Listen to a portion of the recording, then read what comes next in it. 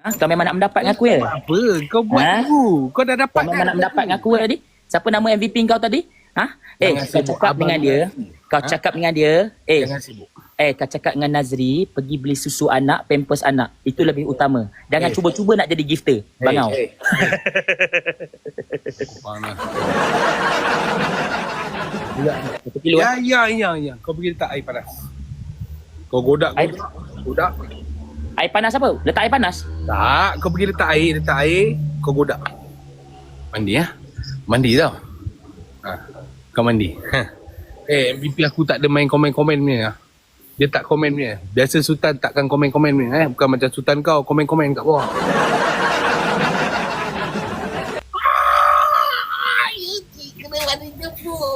Yuti kena mandi tepung. Oh, kau tahu akal kau. Lepas ni apa? Ha? Lepas ni apa? Lepas ni kunyit ada. Ada. Oh Kunyit. tak. Saya nak sos. Boleh sos. Sos kat badan? Sos dekat badan boleh. Sos kat badan Titik semua boleh kena tak? Titik. Boleh. Tak ada masalah. Boleh. Okay. Nantilah. Dah tekan ke? Sabarlah. Buatlah dulu. Ya. Janganlah macam tu. Alah sos je. Sos kat badan je Yuti. Kenapa Yuti dah tak ada suara ni? Tadi aku nak kau. Kenapa sekarang dah tak nak aku? Yuti, pandanglah sini Yuti. Sampai hati Yuti tak pandang saya pun. Bangau, kau dah kena banyak dengan aku Bangau. Janganlah kira.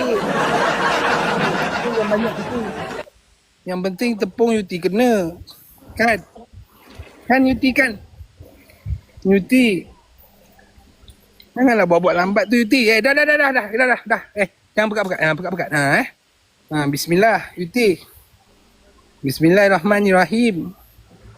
Jalan terus. MVP sana. Kejap lagi Yuti kau nak kena sos tu. Bagilah dia menang. Ya. Lawanlah MVP saya kat sini. Ya, baca bismillah. Ya, tepung. Tepung. Alah, tepung Yuti. Alah Yuti. Aku tunggu mandi Yuti. Aku tunggu mandi Mak Yuti nak mandi. Awan je nak mandi Yuti.